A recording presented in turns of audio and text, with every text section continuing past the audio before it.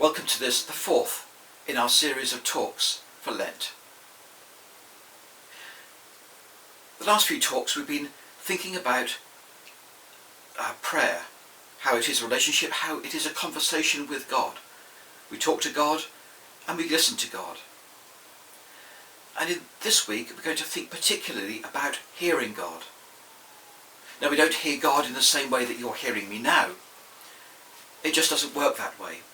Very few people can have a sense that they have actually heard God speak in any way that has any sound to it. But rather we sense God's voice. We sense God speaking to us.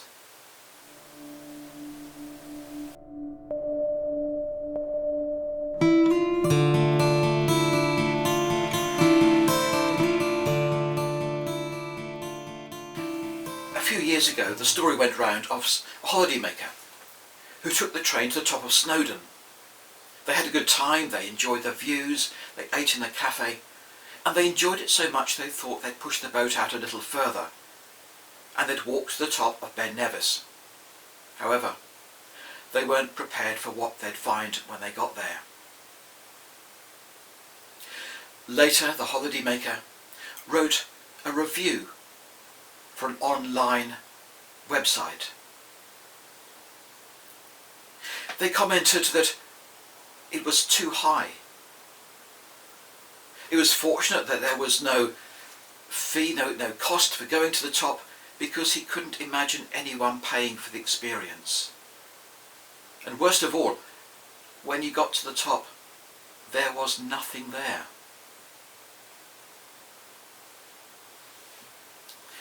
The editor of an outdoor magazine later commented on the story with these words.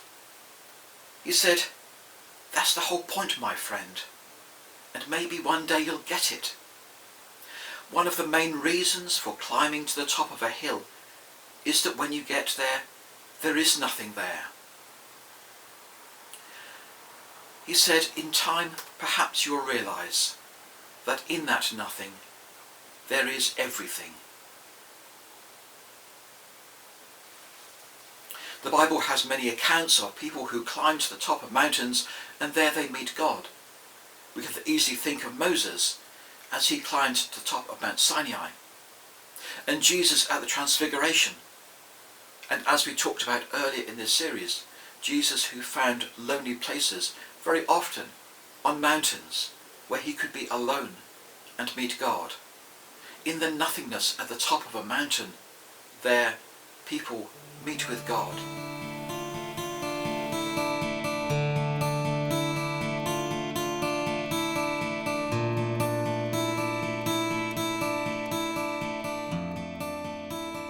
In the words of Psalm 46,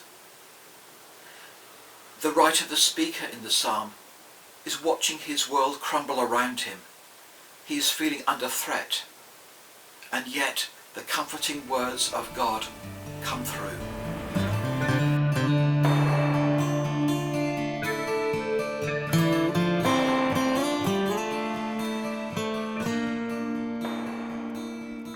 God is our refuge and strength, an ever-present help in trouble. Therefore we will not fear, though the earth give way and the mountains fall into the heart of the sea, though its waters roar and foam and the mountains quake with their surging. There is a river whose streams make glad the city of God, the holy place where the Most High dwells. God is within her, she will not fall.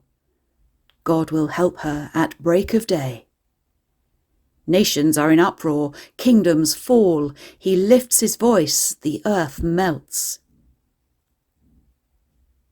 The Lord Almighty is with us. The God of Jacob is our fortress. Come and see what the Lord has done, the desolations he has brought on the earth. He makes wars cease to the ends of the earth. He breaks the bow and shatters the spear. He burns the shields with fire. He says, "Be still, and know that I am God. I will be exalted among the nations. I will be exalted in the earth." The Lord Almighty is with us. The God of Jacob is our fortress. Be still. A phrase that is passive, a phrase that gives assurance, a phrase that tells the person not to keep striving, not to keep fighting against. Be still.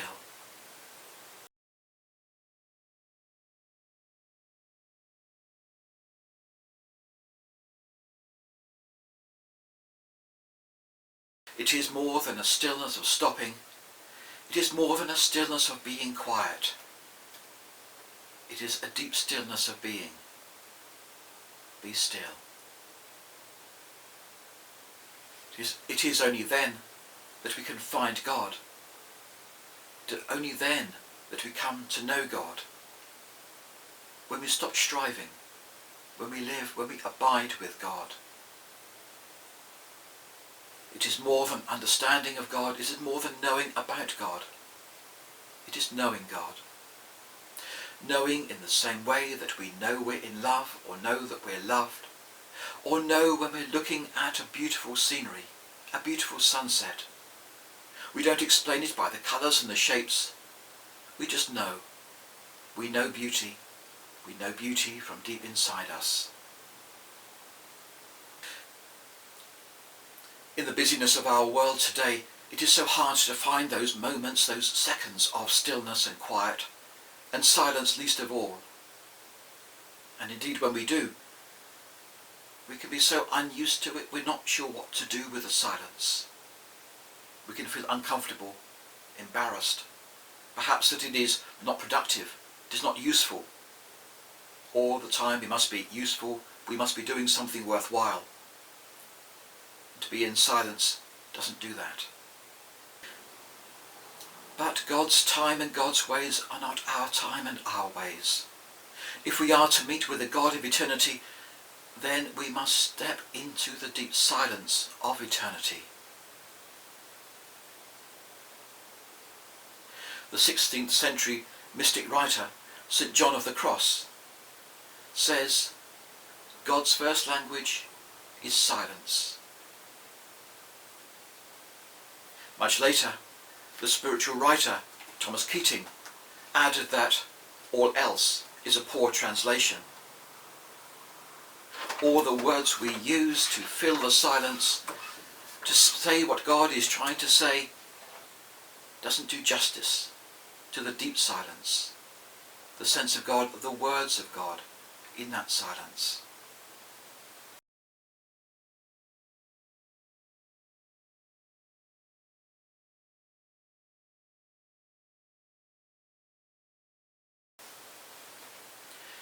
If we are to hear God's words, if we are to hear God, if we are to hear God in that silence, then we must speak God's language. To my shame, I am very poor at other languages. I can only speak English.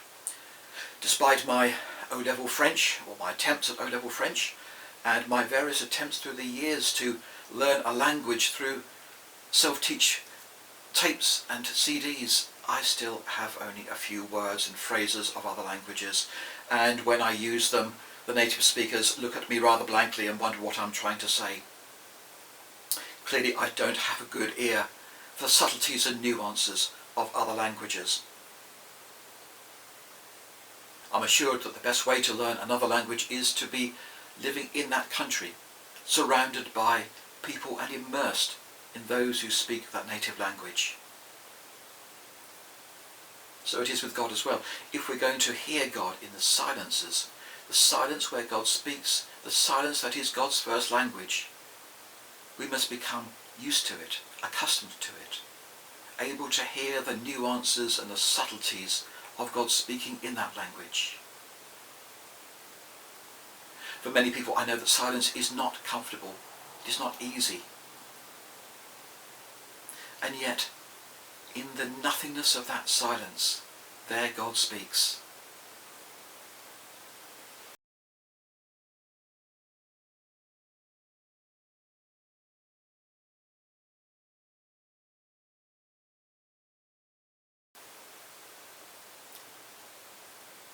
In past weeks, we've already spoken about trying to hear God through the noise, between the gaps in our thoughts.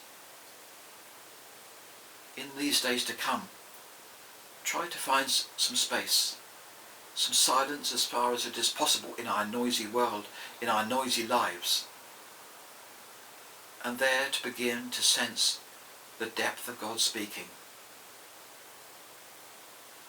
It may well take help, it may well take guidance to do so. It is to learn another language.